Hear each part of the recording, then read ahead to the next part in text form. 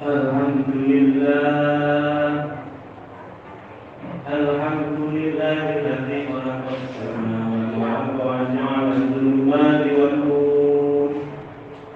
Tsumma alladziina kafaru bi rabbihim ya'dilun. Asyhadu an la ilaha illallahul qawiyul hakim wa asyhadu anna Muhammadar Rasulullahis shadiqul wa'dil amin.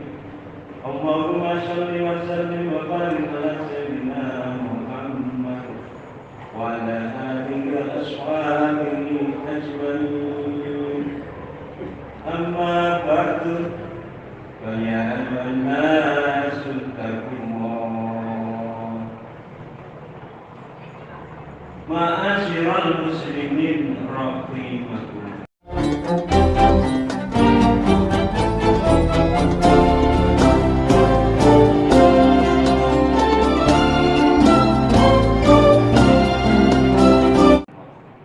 Marilah kita bertakwa kepada Allah menurut kemampuan kita masing-masing.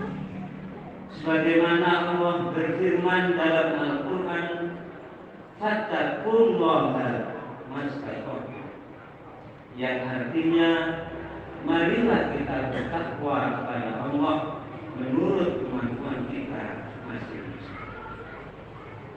Ma'asyiral muslimin rahimakumullah.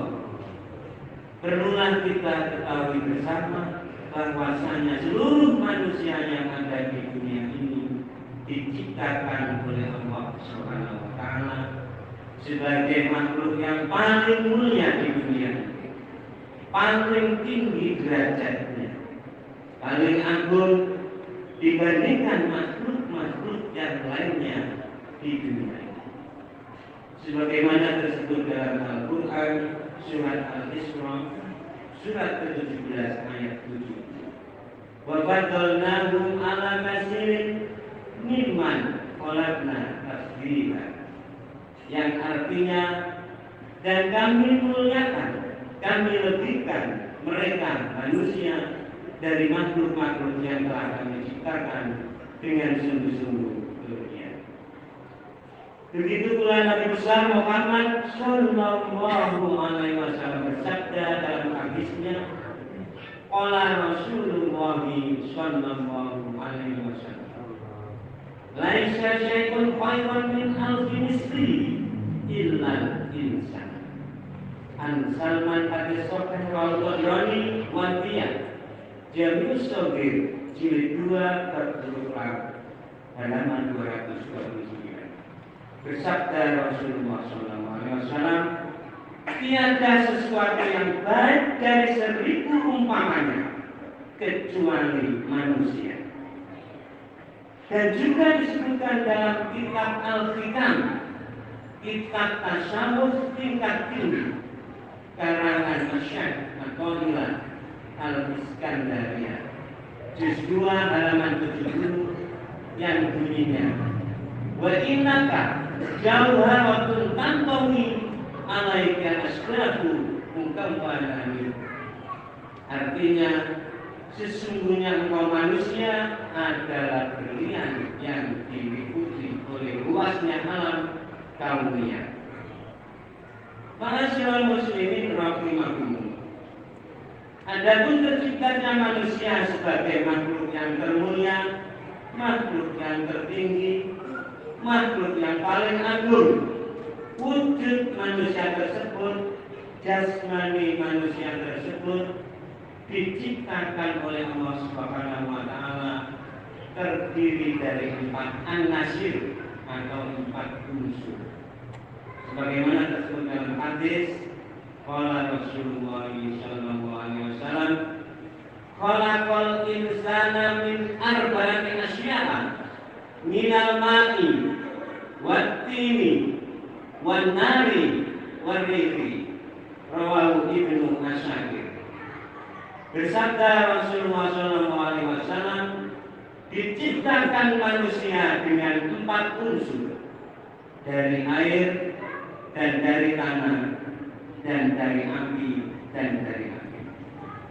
Jadi jasmani manusia diciptakan oleh Allah Subhanahu wa Ta'ala mengandung 4 an-nasir, 4 unsur. 1 mengandung unsur air, 2 mengandung unsur tanah, 3 mengandung unsur api, 4 mengandung unsur angin.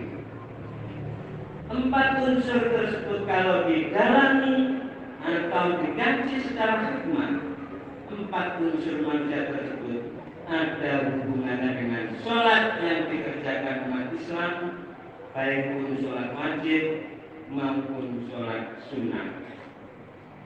Nomor 1, berdiri dalam sholat itu melambangkan unsur api, sebab api sifatnya berdiri, menjulang tinggi, berkobar. Apabila api menyala akan menjulang ke atas, berkobar. Itulah berdiri dalam sholat dilambangkan unsur api. Nomor 2, rukuk dalam sholat melambangkan unsur angin, sebab angin mempunyai sifat berembus datang dari utara ke selatan, dari timur ke barat, ataupun sebaliknya. Itulah sebabnya rukuk dalam sholat dilambangkan unsur angin.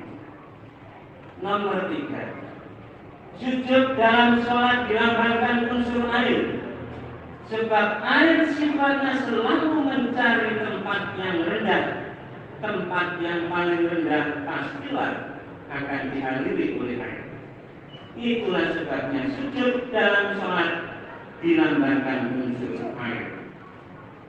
Yang keempat, duduk dalam sholat melambangkan unsur tanah.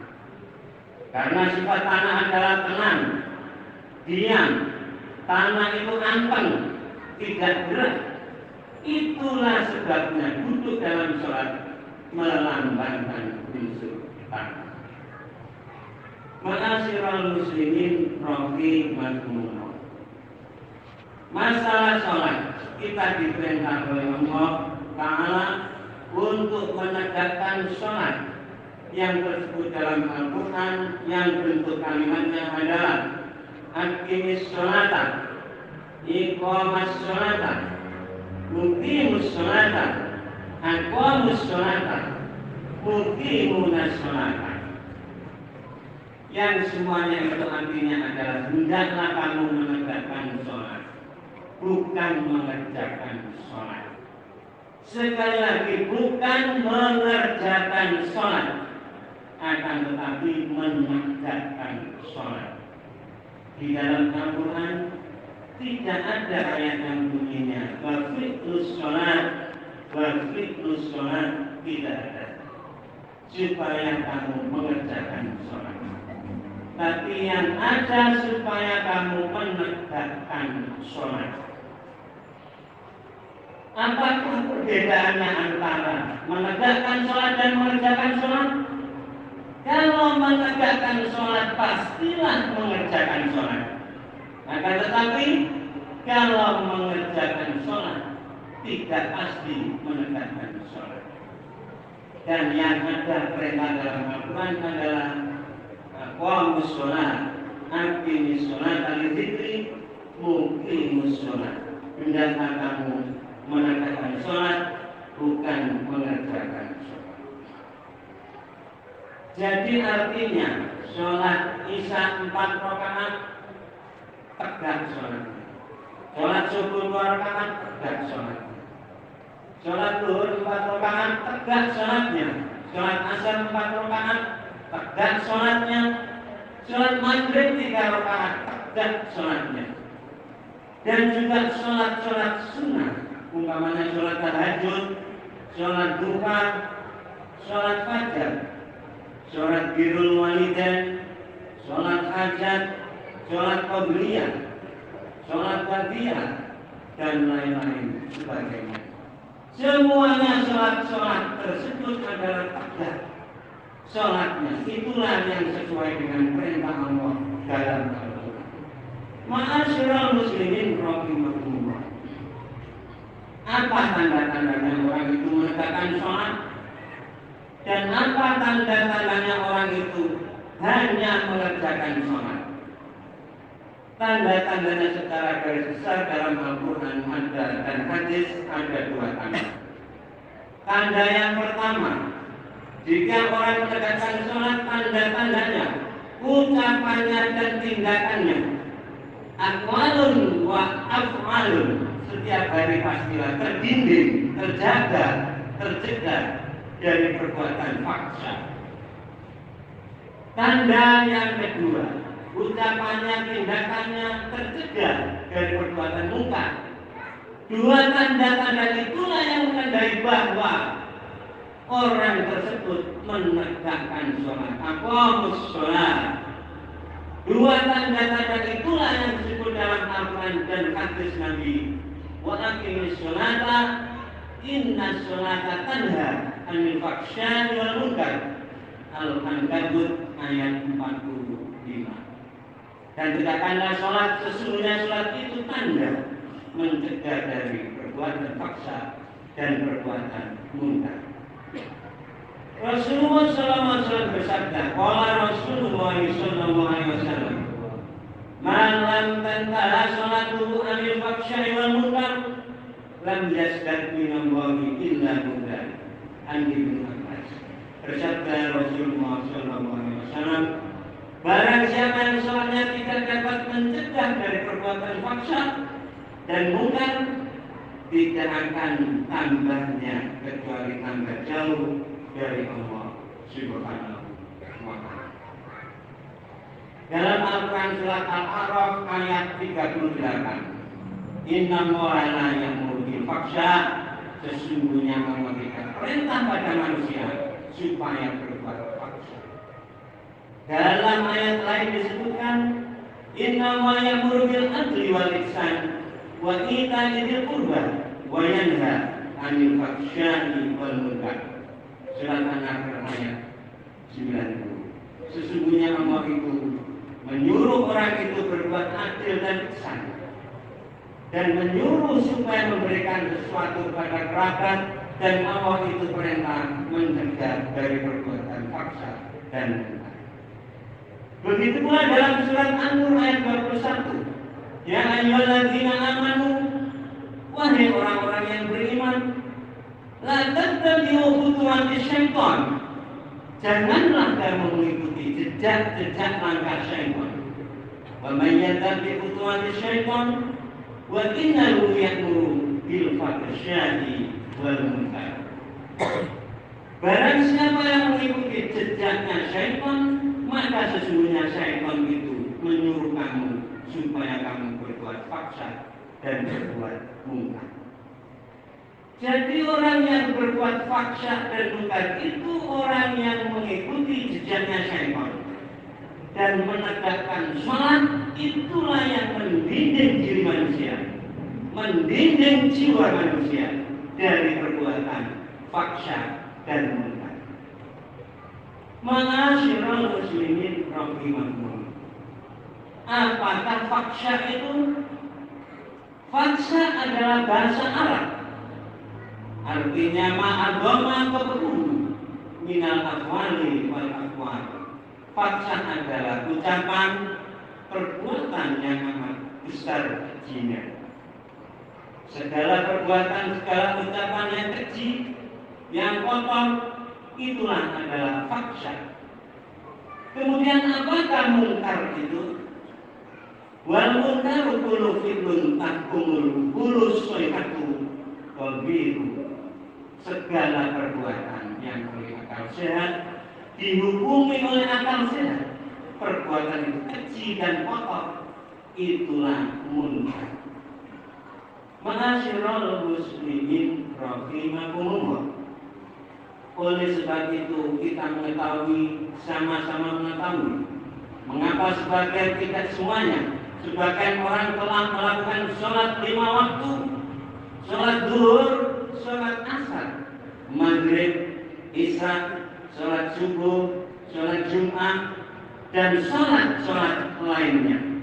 Mengapa ucapan perbuatannya masih kotor, keji, menfitnah, hasud, kibir, rilin, ada yang mencuri, ada yang merampok, ada yang menindas, ada yang menginjak-injak, iya, ada yang tidak percaya, ada yang tidak punya adab, tidak punya tata krama, tidak punya sopan santun, dan lain-lain sebagainya. Mengapa demikian? Padahal sudah mengerjakan sholat 5 waktu, mengapa masih mengerjakan faksa dan mungkar? Sedangkan Allah Ta'ala melarangnya. Apa sebabnya? Bertahun-tahun melaksanakan wudhu. Di dalam wudhu itu membersihkan wajah, mata, dan lain sebagainya. Tapi matanya tetap khianat. Di dalam wudhu membersihkan mulut, tapi ucapannya setiap hari masih ucapan kotor, dusta, memfitnah, menghujat, merasa dirinya suci, sumuci. Di dalam wudhu kita diperintah mengusap sirah atau kepala, tetapi pikiran yang di dalam sirah itu masih merencanakan yang tidak, masih berbuat paksa dan mungkar. Di dalam wudhu kita diperintah membasuh tangan, tetapi si tangan itu masih berbuat kotor. Jika menimbang masih mengurangi timbangan, mengukur masih mengurangi ukuran, masih digunakan untuk menulis yang tidak baik, memalsukan tanda tangan, mencuri, memukul orang yang tidak bersalah, dan sebagainya. Di dalam sholat kita melaksanakan rukuk, tetapi mengapa tidak menghormati Allah? Mengapa tidak menghormati sesama manusia? Di dalam sholat kita melaksanakan sujud, tetapi mengapa kita tidak taat kepada Allah, tidak sujud kepada undang-undang Allah? Apa semuanya sebabnya? Tidak lain dan tidak bukan. Sebabnya orang-orang tersebut hanya mengerjakan sholat, tetapi tidak menegakkan sholat. Oleh sebab itu orang-orang yang sholatnya tidak tegak, yang tidak menegakkan sholat itu pasti hidupnya kropos, hidupnya tidak akan tegak, hidupnya kropos, diproposi oleh perbuatan-perbuatan faksa dan mungkar, akhirnya menjadi hidup yang rapuh, yang mudah dilakukan oleh hal-hal yang negatif. Ma'asyiral muslimin rahimakumullah, mudah-mudahan kita ini menjadi umat Islam yang betul-betul menegakkan sholat. Amin. Bukan mengerjakan sholat. Amin ya rabbal alamin. Jalanallahu wa iyyakum al amin. Wa adqalana wa iyyakum fi zumratil sholihin. A'udzu billahi minasyaitonir rajim. Wa aqimis sholata li dzikri. Barakallahu li wa lakum fil Qur'an. Amin. Wa nafa'na wa iyyakum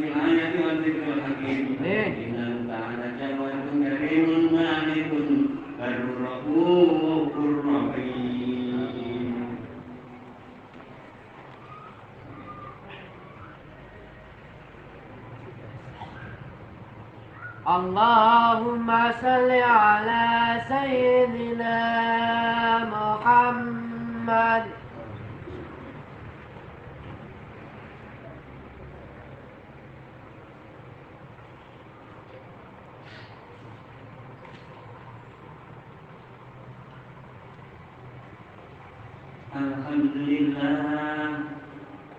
Alhamdulillah hamdan katsiran kama amar.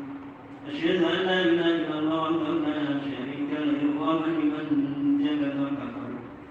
Wa asyhadu anna Muhammadan abduhu wa rasuluh sayyidul qur'an wal bashar. Sallallahu ala sayyidina Muhammadin wa ala alihi wa sallam tasliman katsiran. Amma ba'du.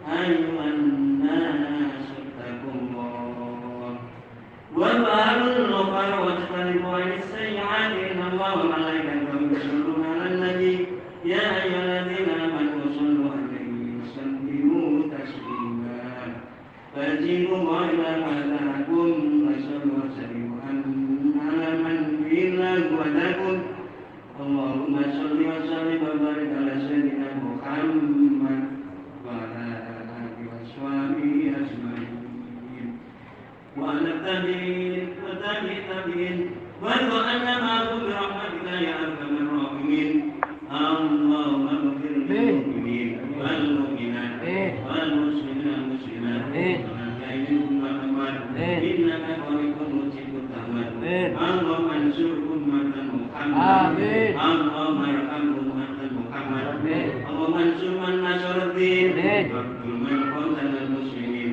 واجعل بلدنا إندونيسيا هذه بلدة طيبة كثيرة أحكامك وسنة رسولك يا إلهنا وإله كل شيء أنت كامل يا الله لا تغفر عليك يا حي يا قيوم اللهم ادفع عنا الغلاء والملاك والبلاء والفحشاء والمنكر والبغي والعيون والمختلفة والشدائد والفتن مع ظلمك وما بطن ومن كل أن هذا خاصة ومن كل المسلمين عامة إنك على كل شيء قدير ربنا اغفر لنا ولإخواننا الذين سبقونا بالإيمان ولا تجعل في قلوبنا غلا للذين آمنوا ربنا إنك رؤوف رحيم عباد الله إن الله يأمر بالعدل والإحسان وإيتاء ذي القربى واليتامى وينهى عن الفحشاء والمنكر والبغي يعظكم لعلكم تذكرون واذكروا الله العظيم يذكركم واسألوه من فضله يؤتكم ويأتيكم